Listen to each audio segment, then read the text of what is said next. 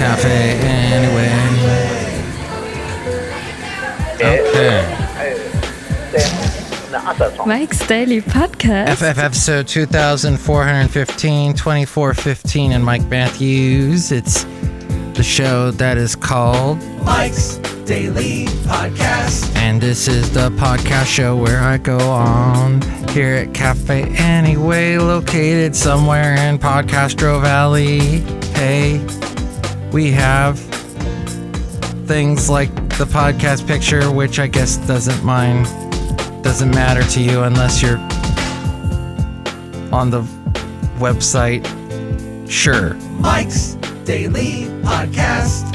And there, that picture you can see, we'll show that to you in a moment. But Mike's I was telling Daily you about somebody Podcast giving me a piece of paper. And let's see. It was around the time of, I'd say it was March 14th. I wonder if they hand these out, if it's like a newsletter thing they hand out every single day. They print out a bunch of them. And let's see, it basically says all the stuff you knew that you've heard over and over about the Ukraine. And what exactly did they want to do? I think they were having a meeting, but I don't see anywhere where the meeting, the lady said, make sure to meet with us tonight. But, well, so much for that. It's interesting, people still hand out pieces of paper in this world where we have so much internet stuff going on. So, what I was going to tell you also about was something that you may or may not have in your arsenal of internet stuff. I'm talking, of course, about computers and tablets. Do people still use tablets? Well, yes, apparently they are popular for lots of reasons. They're thin and light, feature a touchscreen, have a long battery life. And here's today's podcast picture. They start up in a flash. You know what? I think I'm going to use, there was a beautiful sunset that I saw this evening. I'm going to post the podcast picture to you. You can see it at mikesdailypodcast.com. And there, enjoy that. So, they start up quickly, so people love that. They don't like the whole press the button and wait and wait and wait. But how to decide which tablet to go with? Well, there's the iPad. That's probably the most famous one. Basil the Boxer did not work with iPads, although he did have a pad. Pad's the bottom of his feet. The late great Basil the Boxer. Lost him almost 2 years ago. What a great guy. So the Apple iPad tablet, they're powerful devices with gorgeous screens.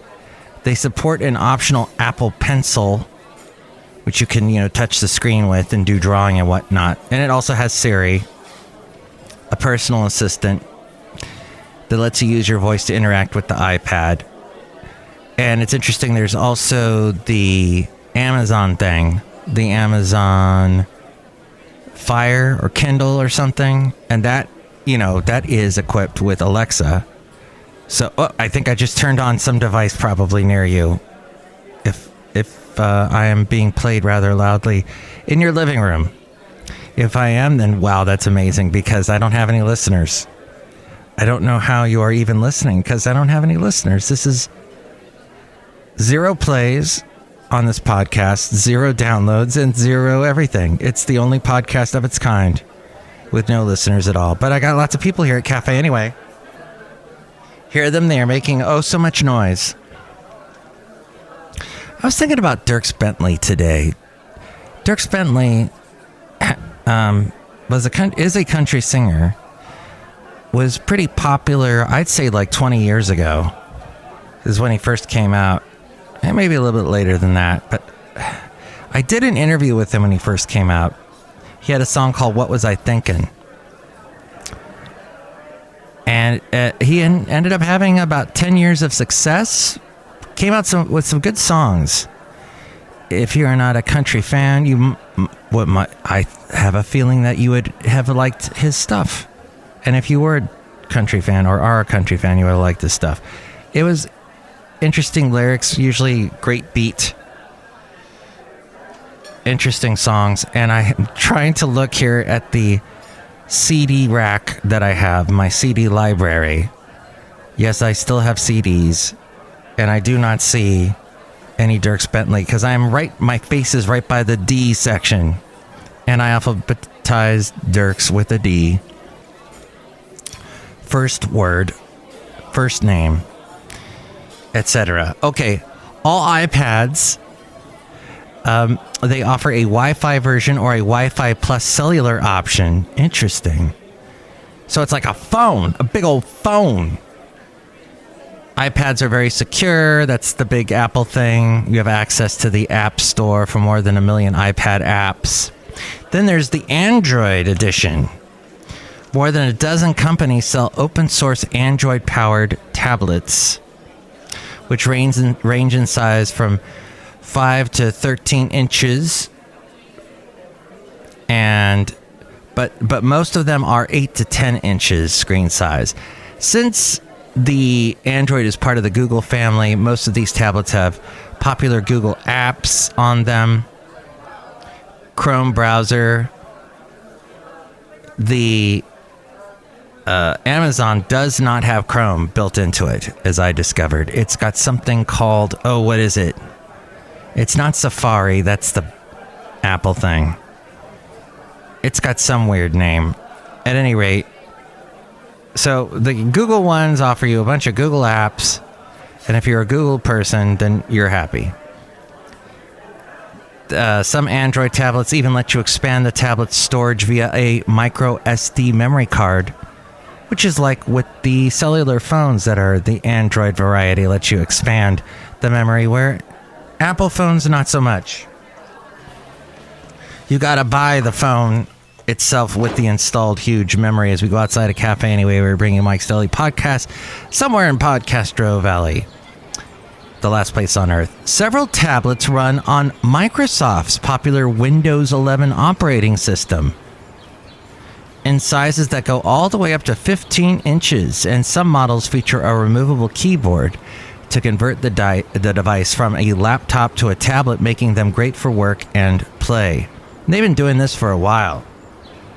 I'd say at least 10 years. Windows-based tablets include a familiar interface and apps, and their files sync to Microsoft's OneDrive cloud storage for safekeeping. Now, they don't say here how much you got to pay for the OneDrive space, but usually you do.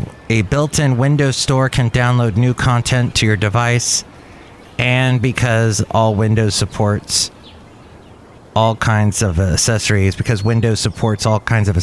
you can easily connect extra hardware to expand its functionality. Tablets aren't just for consuming media. You add a wireless keyboard and a mouse and you've got a workstation. You just prop up your tablet on a stand, which might even be integrated into your case, and start typing away on the QWERTY keyboard, which is ideal for emails and penning novels. Perhaps you are doing that. While a mouse helps you navigate around the screen. QWERTY, of course, is the typical typewriter keyboard that goes way back, with the Q on the upper left, and then you go to the right. WERTY, QWERTY. Thusly. And because all Windows... where are we? Gamers may want to consider adding a Bluetooth controller to their device as well. Didn't mention here the Amazon Kindle or Fire, and I will say this, it's not compatible with a lot of stuff. You got to do a lot of stuff through your Amazon account, and it limits you tremendously. And there is some way you can put Chrome on an Amazon tablet device, but it is rather roundabout and a little fishy, and I don't want to attempt it. All this written by Mark Saltzman. He's the leading high-tech reporter and author. He is a leading not the one, but he'll answer selected questions. And I guess he's at Mark_Saltzman. And I pulled this out of the Costco connection. So you know it must be true. And that's my little plug for Costco. And now here's my slug is, would you just tomorrow please be open and have, well, I guess they're open till 8 in the Bay Area. Sundays, I think it's like 6:30 or 7, but no, I think they might even be as late as 8:30. Anyway, Cafe Anyway. Also, Costco asked, what home improvement projects did you make during the pandemic? Here are some of the answers. One person said, demoed nearly my entire house. Oh boy, this is making me feel like an underachiever. Completely gutted 2 bathrooms and installed vanities and medicine cabinets. We finished the basement, replaced many light fixtures, added board and batten to the mudroom, repainted several areas, added a new closet system in a bedroom, and reorganized. What I did was re-ignored, but they reorganized the garage. And somebody said, added a doorway from our dining room to our garage, replaced our carpet with laminate flooring. I turned my stress and anxiety into energy and creativity, decorating my home. I now have a small business flipping furniture and building various housewares for my customers. Dang. Well, I am an underachiever, and that's fine. You know what, though? I've done 2,415 2415 podcasts, and I'm outside a cafe anyway, and look who's here. Hi, Mike! It's Benita the Rodeo Queen! How are you doing? It's a Disgruntled Fiddle Player, tell you what. What? You know, I think that spending all that time working on home projects makes you feel good, reinvigorates you. Tell you what. What? Dirk Bentley was awesome. Dirk Bentley.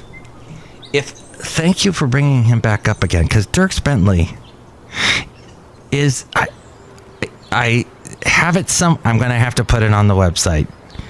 I'm going to have to track it down. It might be on cassette.